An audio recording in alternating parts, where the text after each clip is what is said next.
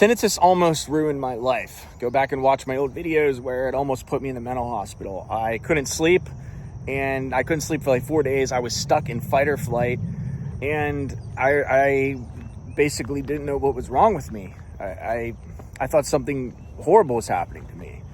And so I went to the mental hospital basically to see if they were going to need to lock me up. And I remember it's like I was sitting there, I looked out the window and I just saw, it was such a beautiful day because it was summertime and I could see the grass outside. And I just was like, I just want to go back out there. Like, I don't think being in here is going to help heal me. And so, they told me you're not crazy, so you can go. So I went. And I basically that day I went and I laid in the grass.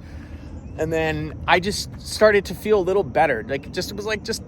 It was enough to keep me going, but it was a little sliver of hope, right? And so I was laying in bed I was laying in the grass, and I realized I was like, I'm not hopeless. Like, the hopelessness is not true, because if you're truly hopeless, then you have no hope, right? The hopelessness means that not even a sliver of hope can shine through, not even a teeny bit. So the fact that a teeny bit of hope was getting through, and I felt a little bit of peace, means that the hopelessness had to be a lie.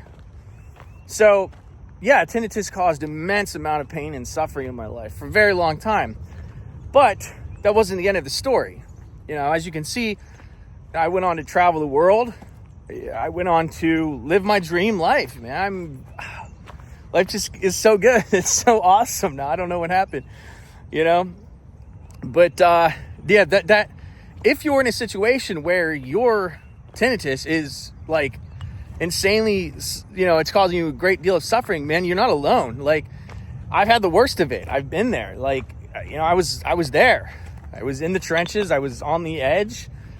And, that's not the end of the story. That's not the end of the story, So if you're able to even have just a sliver of hope, a sliver of maybe this is okay, like things are going to be okay, then that means that you're not hopeless. You're not hopeless. And I've talked to a lot of people with tinnitus. I've coached a lot of people, and I have never met somebody that's told me I am completely 100% convinced I'm hopeless. This cannot get better. I'm completely sold on it. You can't convince me otherwise, because then they wouldn't even be on a call with me. You would not even be watching this video if you were completely hopeless. Like, if you were absolutely hopeless, that tinnitus was suffering was all that there was, and that you were completely doomed, you would not have clicked on this video. So I could tell you, you're not hopeless. And, I don't know. No one can convince me of that. Nobody can convince me of that. So, anyway, if you resonate with this, like something deep down resonates with you, and you're like, I want to walk out this healing journey. I want to be able to let go of control. I want to be able to return to silence. And I'm not talking about auditory silence. I'm talking about true silence, spiritual silence, psychological silence, all the thoughts, the doom thoughts. You're not good enough about, because tinnitus triggers a lot of deep psychological trauma from our childhood. For me, it was like that. For me, I was like, why wasn't I good enough? And why didn't I take care of myself more? And why did I eat like shit? And, why did I abuse my hearing? And, I took it for granted. That's not just tinnitus. That is triggering deep shame inside of ourselves. That's often what happens. And so when you start to heal that, you start to realize that there is a part of you that it was never healed, okay? Then you begin to talk to yourself as not blaming yourself. You begin to talk to yourself as like, it's okay. We're going to get through this. It's all right. We feel this way, but we're not going to always feel that way. It's okay to suffer. It's okay to cry. We don't have to identify with our suffering. This is temporary. This too shall pass. It's all right. It sucks right now. It's painful, but we're going to get through this. It's okay. This isn't going to kill us. It's bad. It is painful.